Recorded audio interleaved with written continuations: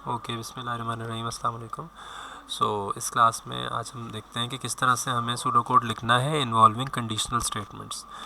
इससे पिछली वीडियो में हमने देखा कि हमें बेसिक सूडो कोड किस तरह से लिखना है, और बेसिक सूडो कोड का जो लेआउट है, एक ओवरऑल स्टैंडर्ड लेआउट, वो तो हमेशा हम फॉलो करेंगे, जिसमें हम डिक्लेरेशन से स्टार्ट लेके फिर उसके बाद इनिशियलाइजेशन आती है और उसके बाद कुछ ना कुछ इनपुट लिया जाता है, फिर प्रोसेसिंग स्टेज पे वहाँ हम कोई फार्मूला लगाते थे। यहाँ हम प्रोसेसिंग स्टेज पे कोई ना कोई कंडीशनल स्टेटमेंट का स्ट्रक्चर इन्वॉल्व कर देंगे और फाइनली आउटपुट हमें यहाँ पे भी दिखानी होगी। अच्छा, कंडीशनल स्टेटमेंट्स का दूसरा नाम है सिलेक्शन स्टेटमेंट भी इनको कहा जाता है, और हमारे सिलेबस में जो दो कंडीशनल स्टेटमेंट्स इंक्लूडेड हैं उसमें से एक का नाम है if then else end if, जिसको शॉर्ट फॉर्म में इफ़ स्टेटमेंट भी कहा जा रहा होता है, और दूसरी है case of otherwise end case, जिसको शॉर्ट फॉर्म में केस स्टेटमेंट भी बोला जा रहा होता है। तो हम इनके स्ट्रक्चर्स, इनकी इंडेंटेशन, ये सारी चीज़ें देखेंगे। तो अब हम चलते हैं ज़रा, एक वर्कशीट जो मैंने अपलोड की थी, इस वर्कशीट को ही सामने रख लेते हैं। और इस वर्कशीट में जो हमारे सामने जो पहला सवाल यहाँ पर था, इसको मैं कर लेता हूँ कॉपी, और इसको कॉपी करने के बाद ये मैंने किया कॉपी, और उसके बाद आ जाते हैं हम इधर। जी, तो हमारे पास ये एक एग्जाम्पल क्वेश्चन है, ठीक है। और इस एग्जाम्पल क्वेश्चन में अगर हम देखें तो क्या कहा जा रहा है, हमारा टारगेट क्या है, हमारा ऑब्जेक्टिव ये है कि write pseudo code to determine if a student has passed और fail in an exam based on their score and the criteria of passing is 50। It means कि इस सवाल में बता दिया गया है कि यूज़र ने आना है और यूज़र से कुछ इनपुट लिया जाएगा, उसके मार्क्स के बारे में, उसके मार्क्स, उसके नंबर पूछे जाएंगे, और उसके मार्क्स अगर 50 या 50 अबव हुए तो हमारा प्रोग्राम उसको बता दे उसका स्टेटस, उसके रिज़ल्ट का, कि वेदर ही और she has pass the exam और नॉट, या वो फेल हो गया। ठीक है, तो ये सॉल्यूशन जो अभी आपको नज़र आ रहा है ये इनपुट स्टेज से शुरू हो रहा है, लेकिन हम अभी डिटेल में डिस्कस कर लेते हैं कि अगर इस पर्टिकुलर एग्जाम्पल में हमें डिक्लेरेशंस और इनिशियलाइजेशंस करनी हो, जो कि यकीनी तौर पर करनी है, हमें हर ही सवाल में करनी है। कोई सवाल हमारा सूडो कोड का ऐसा नहीं होगा जिसमें हम डिक्लेरेशंस और इनिशियलाइजेशंस नहीं कर रहे होंगे।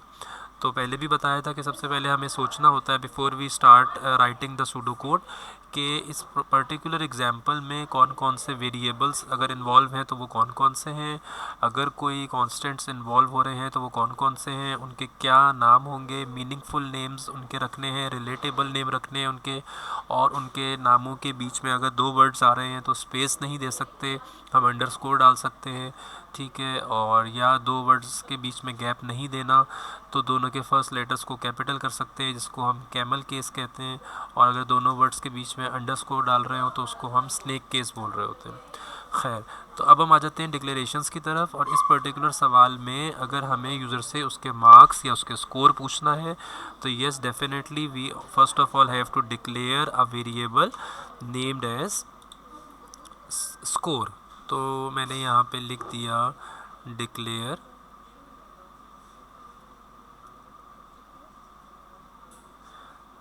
डिक्लेयर का कीवर्ड मैं यहाँ पर यूज़ करूँगा, और कीवर्ड्स को हम हमेशा ऑल कैप्स में ही लिख रहे होते हैं, ठीक है। यहाँ से मैंने ये पेन ले लिया और डिक्लेयर मैंने लिखा ऑल कैप्स में, और डिक्लेयर लिखने के बाद मैंने लिखा स्कोर, ठीक है। और स्कोर मुझे पता है कि स्टूडेंट का होल नंबर ही होना है, सो उसको डेटा टाइप मैंने असाइन कर दी इंटीजर, ठीक है। अगर मैं चाहूँ तो एक और कीवर्ड भी यहाँ पर डिक्लेयर कर सकता हूँ जिसका नाम होगा रिज़ल्ट, जिसके अंदर जाकर उस बच्चे का जो भी रिज़ल्ट स्टेटस होगा वो स्टोर हो जाएगा, और वो रिज़ल्ट स्टेटस चाहे वो पास है या फेल है वो वर्डिंग में होगा। तो इट्स बेटर कि उसको मैं उसकी डेटा टाइप रख दूँ स्ट्रिंग, क्योंकि स्ट्रिंग वो डेटा टाइप है जिसमें मल्टीपल कैरेक्टर्स इन्वॉल्व होते हैं। सो डिक्लेयर कर दिया हमने एक वेरिएबल स्कोर के नाम से और उसकी डाटा टाइप हमने रख दी इंटीजर, क्योंकि हम ये एज्यूम कर रहे हैं कि स्टूडेंट आएगा और अपना जो भी उसके मार्क्स हैं, जो भी उसका स्कोर है, वो होल नंबर ही में एंटर करेगा। फिर हमने एक वेरिएबल डिक्लेयर किया रिज़ल्ट के नाम से, जिसमें हमने डाटा टाइप उसकी रख दी स्ट्रिंग, क्योंकि हमने एज्यूम किया कि वो पास हो या फेल। अगर वन वर्ड भी लिखा जाए तो उसमें मल्टीपल कैरेक्टर्स होंगे, या पूरा सेंटेंस भी लिखा जाए, फॉर एग्जांपल यू आर पास या यू आर फेल, तो उसमें भी मल्टीपल कैरेक्टर्स होंगे, और मल्टीपल कैरेक्टर्स के लिए हम स्ट्रिंग डाटा टाइप ही यूज़ करते हैं। उसके बाद सेकंड स्टेज आती है इनिशियलाइजेशन की। इनिशियलाइजेशन में हम लिखेंगे ये वेरिएबल जिसका नाम है स्कोर, और स्कोर लिखने के बाद इस असाइनमेंट ऑपरेटर आएगा, देन वी विल राइट 0, क्योंकि अभी प्रोग्राम स्टार्ट हुआ है और अभी स्कोर वेरिएबल जो है ये एम्प्टी है, it is not having any value stored in it, so इसको हमने 0 वैल्यू से इनिशियलाइज़ कर दिया। ठीक है, और रिज़ल्ट को अभी हम इनिशियलाइज़ नहीं कर रहे, जैसे मैंने पिछली वीडियो में भी बताया था कि हम मैथमेटिकल वेरिएबल्स या कॉन्स्टेंट्स को इनिशियलाइज़ करते हैं, बाकियों को करने की ज़रूरत नहीं है। उसके बाद हमारा प्रोग्राम यहाँ से कंटिन्यू करेगा, यानी हम इनपुट लेंगे। इनपुट का कीवर्ड हमने लिखा ऑल कैप्स के अंदर, कीवर्ड्स हमेशा आते हैं कैप्स में। फिर उसके बाद हमने जो है वो स्कोर जो है वो वेरिएबल नेम लिख दिया, जिसके अंदर जाकर उसका जो भी और जैसा भी स्कोर है, उसने जैसे भी मार्क्स लिए वो स्टोर हो जाएंगे। अगर मैं चाहूँ तो इस इनपुट कमांड को विद प्रॉम्प्ट भी लिख सकता हूँ, जैसे मैंने पिछली वीडियो में लिखा था। यहाँ पर इस एग्जांपल में इन्होंने विदाउट प्रॉम्प्ट लिखा। अगर मैं विद प्रॉम्प्ट लिखता तो मुझे लिखना होता पहले इनपुट का कीवर्ड, फिर आता इन्वर्टेड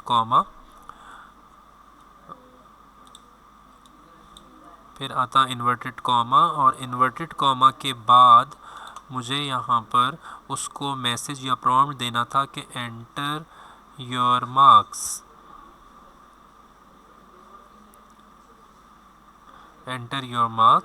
इन्वर्टेड कॉमास क्लोज होने थे, और कॉमा के बाद उस वेरिएबल का नाम आना है जिसके अंदर जाकर उसके जो भी नंबर वो एंटर करेगा, अच्छे या बुरे, वो जाकर इस मार्क्स नाम के वेरिएबल में स्टोर हो जाएंगे। ये कंप्लीट और एक अच्छी डिटेल्ड प्रिसाइज हमारी इनपुट की कमांड है।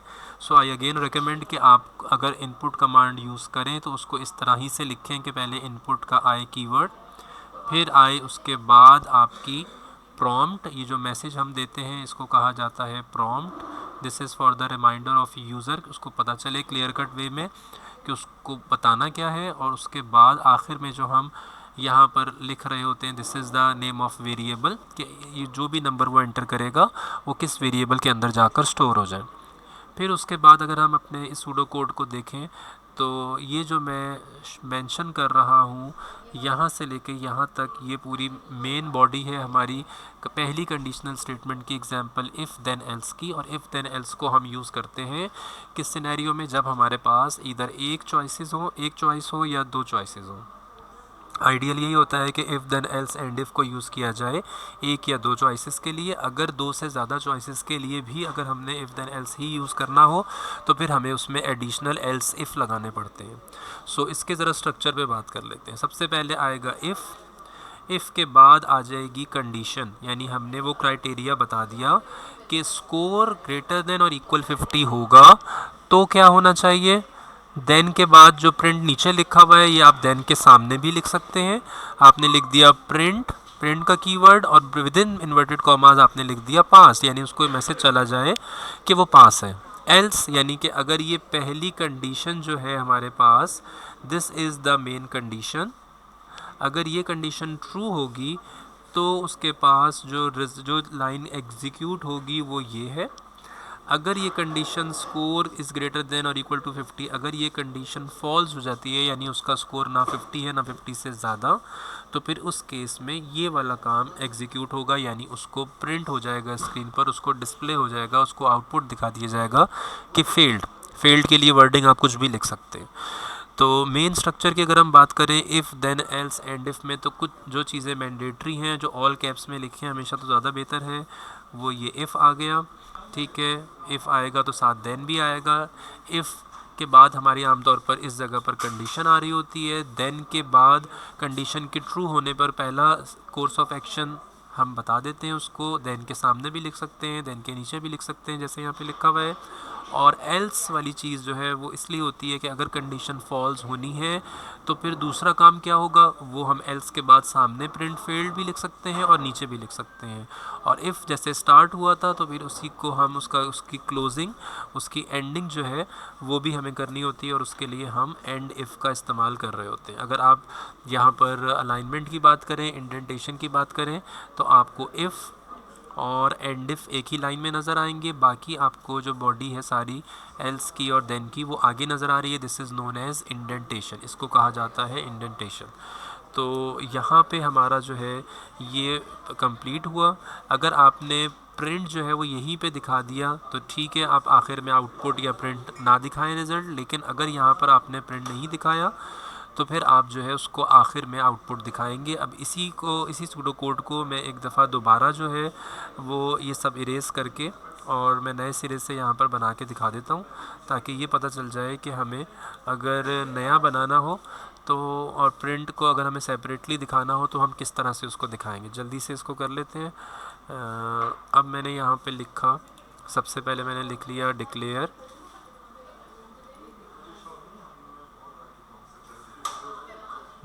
मार्क्स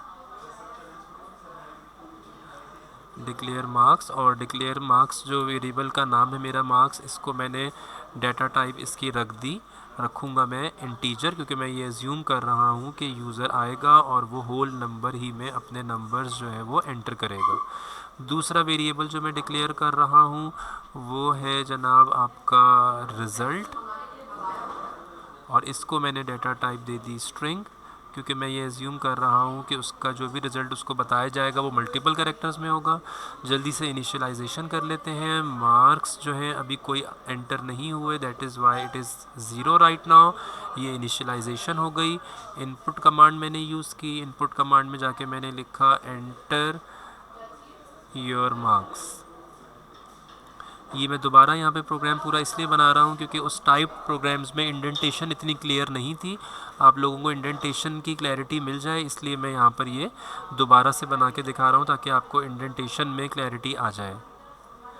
एंटर योर मार्क्स का प्रॉम्प्ट मैंने उसको दिया और उसके बाद मैंने वेरिएबल नेम लिख दिया मार्क्स, ताकि उसको ये क्लैरिटी आ जाए हमारे प्रोग्राम को कि जो भी मार्क्स एंटर किए गए वो किस वेरिएबल में जाके स्टोर होने। उसके बाद मुझे यहाँ पर जो है वो इफ़ लिखना है। इफ़ ऑल कैप्स में लिखूँगा, if marks are greater than और इक्वल टू 50, कंडीशन आ गई, देन क्या हो ये मुझे स्पेस दे के लिखना है, ये इफ़ वाली लाइन में नहीं आया, ठीक है। देन एक यहाँ पर अप्रोच मेरी हो सकती है, मैं लिख दूँ प्रिंट यू आर पास, लेकिन मैं यहाँ पर अब एक डिफरेंट अप्रोच यूज़ कर रहा हूँ क्योंकि एक अप्रोच आप पीछे वहाँ देख चुके हैं। यहाँ पे मैंने लिखा रिज़ल्ट, और रिज़ल्ट में मैं स्टोर करवा रहा हूँ result is equal to pass. Result variable में मैंने वर्ड सेव करवा दिया पास। अगर ये कंडीशन ट्रू होगी यानी मार्क्स ग्रेटर देन और 50 और इक्वल टू 50 होंगे तो रिज़ल्ट नाम के वेरिएबल में वर्ड सेव हो जाएगा पास। एल्स मैंने लिखा अगर ऐसा ना हुआ यानी कि उसके मार्क्स ना 50 हुए ना 50 से ज़्यादा यानी बिलो 50 हुए तो रिज़ल्ट वेरिएबल में सेव हो जाएगा वर्ड फेल, ठीक है। और उसके बाद मैंने यहाँ पर लिख दिया एंड इफ़, ठीक है। यहाँ पर मेरा इफ़ स्टेटमेंट कंप्लीट हुआ। मैंने इफ़ के बाद कंडीशन लिखी, देन के बाद बताया उसको कि कंडीशन ट्रू होने पर रिज़ल्ट वेरिएबल में पास स्टोर करवा दो, और अगर ये कंडीशन फेल हो जाए यानी एल्स फिर क्या करो, रिज़ल्ट वेरिएबल के अंदर फेल स्टोर करवा दो। अब आखिरी चीज़ यहाँ पे रह गई कि मैं रिज़ल्ट वेरिएबल में जो कुछ स्टोर है वो जाकर डिस्प्ले उसका दूँ, आउटपुट दूँ। तो मैंने लिखी कमांड यूज़ की प्रिंट की, और मैंने पहले मैसेज लिखा कि your result is inverted commas close comma result, यानी इससे होगा क्या, आउटपुट पे क्या इम्पैक्ट आएगा। मैं सिर्फ प्रिंट और रिज़ल्ट वेरिएबल भी लिख सकता था, वो भी ठीक था, उससे सिर्फ पास या फेल स्क्रीन पे लिखा आ जाता। लेकिन अगर मैंने इस तरह से लिखा तो उसमें होगा ये कि पूरा लिखा हुआ आएगा कि योर रिज़ल्ट इज़ पास या योर रिज़ल्ट इज़ फेल। तो इस तरह से यहाँ पे हमारा पहला कंडीशनल स्टेटमेंट जो है इफ़ स्टेटमेंट यहाँ पर कंप्लीट हुआ। अब हम जल्दी से चलते हैं अपने दूसरे कंडीशनल स्टेटमेंट की तरफ, जो कि है case of otherwise end case, और उसका भी हम देख लेते हैं कोई एक एग्जांपल प्रॉब्लम उसका। By the way, case of otherwise end case को हम यूज़ करते हैं किस सिचुएशन में, जहाँ पर हमारे पास मोर देन 2 कंडीशंस या मोर देन 2 चॉइसेस हों, तो वहाँ पर इट्स बेटर कि आप उसके लिए जो है वो case of otherwise end case use कर लें। अब फॉर एग्जांपल ये हमारे पास एक एग्जांपल क्वेश्चन है कि write pseudo code to determine the type of a shape based on the number of sides. अब हमें पता है कि शेप्स हमारे पास डिफरेंट तरह की होती हैं। ट्रायंगल होता है 3 साइड्स के लिए, 4 साइड्स हों तो क्वाड्रिलेटरल, 5 साइड्स हों तो पेंटागन, और 6 साइड्स हों तो हेक्सागन। इसी सवाल को अगर मैं करना चाहूँ इफ़ देन एल्स से तो बिल्कुल हो सकता है, फिर मुझे एडिशनल एल्स इफ़ यूज़ करने पड़ेंगे, because naturally and ideally if statement जो है वो सिर्फ 2 ही कंडीशंस को कैटर करता है। एक इफ़ के बाद देन के बाद हम उसको कवर कर लेते हैं, और दूसरा हम एल्स में कवर करते हैं। लेकिन 2 से ज़्यादा अगर मुझे कवर करवानी होंगी तो मुझे एडिशनल एल्सिफ यूज़ करने पड़ेंगे। फिर एडिशनल एल्सिफ की वजह से मुझे आखिर में एडिशनल एंड इफ भी उतने ही ज़्यादा लगाने पड़ेंगे। अभी ज़रा इस एग्जांपल में हम देख लें कि यहाँ पर हमारे पास अब यहाँ पर डिक्लेरेशंस और इनिशियलाइजेशन की हम बात नहीं करते, डायरेक्टली हम इस कंडीशनल स्टेटमेंट को डिस्कस कर लेते हैं। मैं पहले इसका स्क्रीनशॉट लेके इसको जैम बोर्ड पे कॉपी कर लूँ, फिर हम इसके सूडो कोड को भी डिटेल में डिस्कस कर लेते हैं।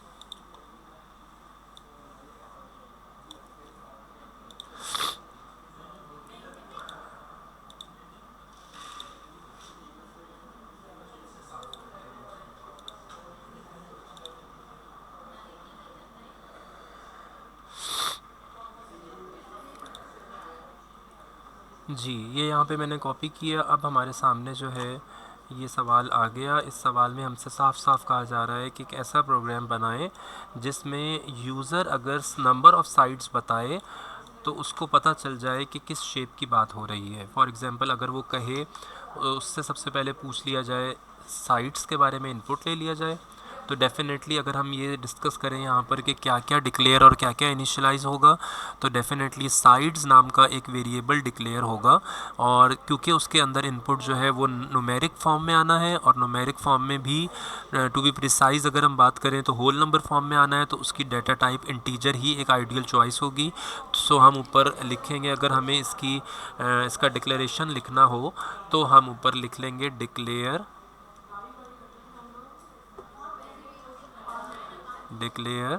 साइड्स, कोलन लगाया और हमने आगे लिख दिया इंटीजर, कोलन लगा के हमने लिख दिया आगे, एक सेकेंड रुकिएगा, यहाँ पे कोलन लगा के हम यहाँ लिख देते हैं इंटीजर। ठीक है, तो ये हमारे पास आ गया कि हमने यहाँ पे बता दिया भाई कि हमारे पास एक वेरिएबल है जिसका नाम है साइड्स, और उसके अंदर डेफिनेटली यूज़र से हम आगे जाके इनपुट लेंगे। तो यूज़र की मर्ज़ी है, यूज़र की चॉइस है कि वो कितनी भी साइड्स बताए। ठीक है, हमारा काम था पहले स्टेज में वेरिएबल को डिक्लेयर कर देना और उसकी सही डाटा टाइप और उसको एक मीनिंगफुल नेम असाइन कर देना, वो हमने कर दिया। अब अगला स्टेज होता है इनिशियलाइजेशन का। तो हमने यहाँ पे लिखना है उस वेरिएबल का नाम जो कि है साइड्स। हमने लिखा साइड्स और उसको इनिशियलाइज़ कर दिया, असाइनमेंट ऑपरेटर के बाद लगा दिया 0। इट मींस ये जो वेरिएबल साइड्स है अभी इसके पास कुछ भी स्टोर नहीं है इसके अंदर, and it is having 0 value. उसके बाद स्टेज आ जाएगी इनपुट की। हमने लिखा इनपुट साइड्स, सिर्फ इनपुट साइड्स लिखें, यानी विदाउट प्रॉम्प्ट अगर इनपुट लें तो भी ठीक है। अगर आप प्रॉम्प्ट इसमें ऐड करना चाहें तो कमांड कुछ इस तरह से बन जाएगी कि आपने पहले लिखा इनपुट, इन्वर्टेड कॉमास आए और फिर आपने कहा कि प्रोवाइड या एंटर नंबर ऑफ साइड्स।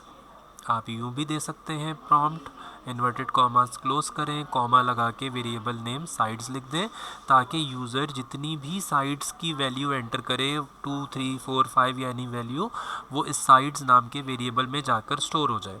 उसके बाद हमारा कंडीशनल स्टेटमेंट, सिलेक्शन स्टेटमेंट भी जिसको कहा जाता है, सेकंड टाइप जिसकी है case of otherwise end case, वो शुरू होता है।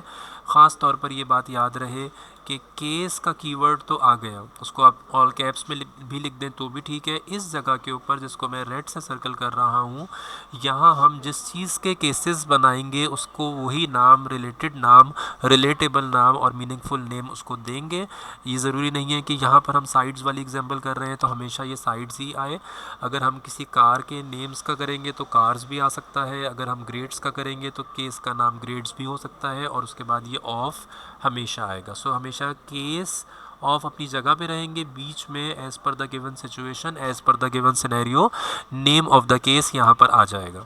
फिर उसके बाद यहाँ ऊपर हम बताएंगे वो कंडीशन कि अगर 3 साइड्स हैं तो प्रिंट हो जाए ट्रायंगल, 4 साइड्स हैं तो प्रिंट हो जाए क्वाड्रिलेटरल, 5 साइड्स अगर यूज़र बताए तो प्रिंट हो जाए पेंटागन, और अगर 6 साइड्स यूज़र बताए तो प्रिंट हो जाए हेक्सागन। यूँ आप देख सकते हैं कि केस स्टेटमेंट ने बड़ी ही आराम से जो है वो 1 2 3 4 डिफरेंट कंडीशंस या सिनेरियोज़ को कवर भी कर लिया। और इन 4 डिफरेंट सिनेरियोज़ या कंडीशंस को कवर करने के साथ एक और जो पॉसिबिलिटी थी वो ये कि अगर यूज़र कोई और नंबर ऑफ़ साइड्स या मोर देन 6 साइड्स बताता है तो उस चीज़ को हमने कवर कर दिया अदरवाइज़ में। जैसे हमने एक क्लास में एक क्वेश्चन किया था कि अगर यूज़र अपने मार्क्स को एंटर करे तो हमारा प्रोग्राम केस ऑफ अदरवाइज से अगर हमने उसका सूडो कोड बनाया है तो हम केसेस बनाएंगे। ए स्टेरिक का एक केस होगा, एक ए का, एक बी का, एक सी डी ई यू, ये सारे केसेस हम बना देंगे। लेकिन पॉसिबिलिटी है कि यूज़र जो है कोई और इनवैलिड एंट्री कर दे तो उसको हम कवर करेंगे अदरवाइज़ में, और हम लिख देंगे वहाँ पर प्रिंट लिख के मैसेज दे देंगे कि भाई इनवैलिड एंट्री, ट्राई अगेन। ठीक है। या एक पॉसिबिलिटी है कि एक प्रोग्राम है जिसके अंदर यूज़र को कोई भी नंबर एंटर करना है, हमारा प्रोग्राम बताएगा कि क्या नंबर पॉजिटिव है, नेगेटिव है या ज़ीरो है। ठीक है। अब इन 3 पॉसिबिलिटीज़ के अलावा चौथी पॉसिबिलिटी ये है कि यूज़र नंबर ही एंटर ना करे और वहाँ पर कोई अल्फ़ाबेट एंटर करके आ जाए जब इनपुट की स्टेज हो। तो उस चीज़ में हम केसेस बनाएंगे 3, एक पॉजिटिव का कि ग्रेटर देन ज़ीरो, एक ज़ीरो का इक्वल टू ज़ीरो, और एक लेस देन ज़ीरो का यानी नेगेटिव नंबर का। और अदरवाइज़ में हम लिखेंगे invalid entry, please try again. यानी यूज़र अगर पॉजिटिव नंबर एंटर करता है तो वो ठीक है, आइडेंटिफाई हो जाए, नेगेटिव करता है वो भी आइडेंटिफाई हो जाए, ज़ीरो करता है वो भी आइडेंटिफाई हो जाए, और इन 3 पॉसिबिलिटीज़ के अलावा वो कुछ भी और एंटर करता है तो उसको ये मैसेज जाए कि इनवैलिड एंट्री आपने की है and you have to try again. तो अदरवाइज़ में हमने ये चीज़ कर दी कवर। और उसके बाद जिस तरह हमारा इफ़ स्टेटमेंट स्टार्ट होता था इफ़ से और ख़त्म होता था एंड इफ़ पर, इसी तरह हमारा केस स्टेटमेंट अगर स्टार्ट केस से हुआ तो उसने ख़त्म होना है एंड केस के ऊपर। ठीक है। इंडेंटेशन का भी आप इसमें गौर जायज़ा ले लें, इसको देख लें अच्छी तरह से कि केस और एंड केस जो है वो एक लाइन में है, और बाकी सारे जितने केसेस हमने बनाए वो थोड़ा आगे स्पेस देकर है। इस चीज़ का ख़ास ख्याल रखना है। इंडेंटेशन के भी मार्क्स होते हैं, अगर आप इंडेंटेशन नहीं सही से करेंगे, सारी चीज़ों को लेफ़्ट अलाइंड ही लिख कर आ जाएंगे पूरा प्रोग्राम। जैसे आप कोई नोट्स बनाते हैं या पॉइंटर्स लिखते हैं इंग्लिश में या किसी भी सब्जेक्ट में, तो उसके नंबर कटेंगे। ठीक है। इंडेंटेशन हम इसी तरह से करते हैं कि इफ़ अगर था तो एंड इफ़ उसके अलाइनमेंट में होगा, और बीच में जितनी भी दूसरी चीज़ें हैं देन और एल्स वो उधर होंगे। केस वाला अगर आप कर रहे हो तो केस और एंड केस जो है उसकी अलाइनमेंट एक साथ होगी, और आप इंडेंट करके लिखोगे, आप स्पेस देके लिखोगे, बीच में जितने भी केसेस आएंगे वो यूँ इंडेंट होकर लिखे जाएंगे। ये एक ओवरऑल स्ट्रक्चर है हमारे पास, और इंडेंटेशन भी इसमें साफ नज़र आ रही है। सो ओवरऑल एक टिप आप लोगों को यही है कि आप जब भी कोई सवाल करने बैठें तो एक तो आपने जो मेन चीज़ जो सबसे पहले याद रखनी है, उसका मैं एक फ़ाइनल रिकैप यहाँ पर दे देता हूँ एक दफ़ा, कि जब कभी भी आप सूडो कोड बनाने के लिए बैठेंगे तो आपके माइंड में होना चाहिए एक बेसिक लेआउट के नंबर 1 सबसे पहले हमारे पास आना है किस चीज़ ने, चाहे हमारा प्रोग्राम या जिसका हम सूडो कोड बना रहे हैं जिस प्रोग्राम का, वो बिल्कुल बेसिक सी एग्जांपल है यानी विदाउट इन्वॉल्विंग कंडीशनल स्टेटमेंट है या with involvement of conditional statements है। दोनों केसेस में नंबर 1 आपकी पहली चीज़ आ जाती है डिक्लेरेशंस। ठीक है। ये फाइनल रीइंफोर्समेंट है आपकी। डिक्लेरेशंस में आप करते क्या हो कि आप बता देते हो अपने प्रोग्राम को कि मेरे प्रोग्राम में इन्वॉल्व होने वाले वेरिएबल्स कौन कौन से हैं। ठीक है। और अगर कोई कॉन्स्टेंट्स अगर कोई हैं तो वो क्या हैं, उनके नाम क्या हैं, और उनकी डाटा टाइप भी आप बता देते हो। ठीक है। तो पहली चीज़ हो जाती है हर प्रोग्राम के सूडो कोड को बनाते वक्त सबसे पहले डिक्लेरेशंस आ जाती हैं, उसके बाद आ जाता है जनाब इनिशियलाइजेशन। इसको मैं इरेज करके इसको भी एक दफ़ा रेड से ही लिख देता हूँ, ठीक है। उसके बाद डिक्लेरेशंस के बाद हमेशा आएंगी इनिशियलाइजेशंस। इनिशियलाइजेशंस क्या होती हैं? हमारे वेरिएबल्स और कांस्टेंट्स स्पेसिफिकली जो मैथमेटिकल हों उनको इनिशियल वैल्यूज़ असाइन कर देना। वेरिएबल्स को हमेशा हम ज़ीरो वैल्यू ही असाइन करेंगे इस तरह से असाइनमेंट ऑपरेटर लगा के, और कांस्टेंट्स के लिए जो वैल्यू होगी वो हम उसको असाइन कर रहे होंगे। एट टाइम्स वो सवाल में मेंशन हो सकता है कि क्या वैल्यू है, और एट टाइम्स आप ख़ुद से एज्यूम कर लोगे कुछ यूनिवर्सल कांस्टेंट्स हैं उनके लिए वो सवाल में ना भी दें तो भी आप उसको initialise as that particular value कर दोगे। उसके बाद तीसरे नंबर पर आ जाता है आपके पास कि आप ले रहे होते हो इनपुट, ठीक है। सूडो कोड में कुछ यूज़र से पूछना है, कुछ इनपुट लेना है, तो आप लो इनिशियलाइजेशन के बाद, ताकि फिर आप उसके बताए गए इनपुट को आगे अपने प्रोग्राम में यूटिलाइज़ या मैनिपुलेट जो भी करना चाहो आगे जाके कर सको। जब आप इनपुट ले लोगे तो उसके बाद आती है अगली stage which is the processing stage. Processing stage अगर कोई ऐसा सवाल है जिसमें कोई कंडीशनल स्टेटमेंट इन्वॉल्व नहीं है तो उसमें प्रोसेसिंग होगी सिर्फ एक एप्लीकेशन ऑफ फार्मूला की शक्ल में कि सम निकाल रहे हैं तो sum is equals to num1 plus num2, difference निकाल रहे हैं तो difference is equals to num2 minus num1, product निकाल रहे हैं तो product is equals to num1 multiply by num2, area निकाल रहे हैं तो एरिया इज इक्वल्स टू की जगह लगाएंगे असाइनमेंट ऑपरेटर, तो area is equals assignment operator ऐसा होता है। एरिया अगर निकाल रहे हैं तो उसकी प्रोसेसिंग स्टेज में आ जाएगा area is equals to length multiply by width. और फाइनल स्टेज उसके बाद जब आप प्रोसेसिंग कर लो, जो फार्मूला लगाना था लगा दिया, प्रोसेसिंग में फार्मूला लगेगा। नॉर्मल क्वेश्चन है, कोई कंडीशनल स्टेटमेंट इन्वॉल्व नहीं है तो फार्मूला लगेगा। अगर कोई कंडीशनल स्टेटमेंट इन्वॉल्व है तो उसमें इफ़ देन एल्स है तो उसका पूरा स्ट्रक्चर आ जाएगा, केस ऑफ अदरवाइज है तो उसका पूरा स्ट्रक्चर आ जाएगा। और आखिरी चीज़ आपने फाइनली आउटपुट दिखा देनी है, आपने डिस्प्ले कर देना है। पिछली वीडियो में बता दिया था कि आउटपुट करने के लिए, डिस्प्ले को दिखाने के लिए आप जो है वो वर्ड यूज़ करना चाहो प्रिंट का आप वो भी कर सकते हो, आप आउटपुट का करना चाहो वर्ड यूज़ आप वो भी कर सकते हो, आप डिस्प्ले का वर्ड यूज़ करना चाहो आप वो भी कर सकते हो, ठीक है।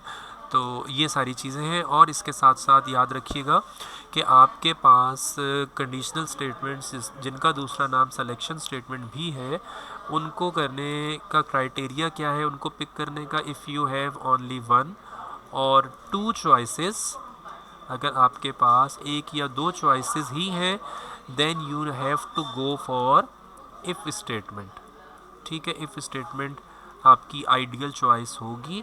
इफ़ स्टेटमेंट का स्ट्रक्चर याद रहे, इफ़ के बाद कंडीशन आनी है, देन एक step of action, course of action, else में दूसरा कोर्स ऑफ एक्शन, यानी कंडीशन फेल हो जाए, फुलफिल ना हो तो दूसरा काम क्या किया जाए। फॉर एग्जांपल इफ़ अगर आज बारिश हुई तो स्कूल ऑफ होगा, एल्स मीन्स अगर बारिश ना हुई तो एल्स के बाद आप लिखोगे कि स्कूल आज ओपन है, ठीक है। और अगर हमारे पास एक या दो चॉइसेस से ज़्यादा यानी मैनी या न्यूमरस या मल्टीपल चॉइसेस का सिनेरियो मौजूद है, then your ideal choice should be case statement. फिर आप केस स्टेटमेंट यूज़ करोगे जिसमें आप सबसे पहले जो है वो केस का नाम रखोगे, case cars of, case grades of, case marks of, case days of, और उसके बाद जितने भी केसेस बनाने हैं, जितनी भी कंडीशंस हैं, 3 हैं, 5 हैं, 10 हैं, 12 सारे केसेस बना के आखिरी वाली सिचुएशन या कंडीशन को अदरवाइज में कवर करो और आखिर में केस स्टेटमेंट की क्लोजिंग कर दो एंड केस के साथ, ठीक है। तो होपफुली चीज़ें क्लियर हो गई होंगी। दोनों कंडीशनल स्टेटमेंट्स, एक है if then else end if, और दूसरी है हमारी case of otherwise end case. तो दोनों को रिवाइज़ करिएगा, बुक से भी, कॉपी में जो काम किया गया है उससे भी, और जो एग्जाम्पल अपलोडेड है जीसी पे ऊपर जिसमें 7 से 8 एग्जाम्पल्स हैं इफ़ देन एल्स की और 10 तकरीबन एग्जाम्पल्स हैं केस ऑफ अदरवाइज़ की। उन एग्जाम्पल सूडो कोड्स को भी देखिएगा तो होपफुली इंशाल्लाह टॉपिक अच्छे से तैयार हो जाएगा। Thank you so much. अल्लाह हाफिज़।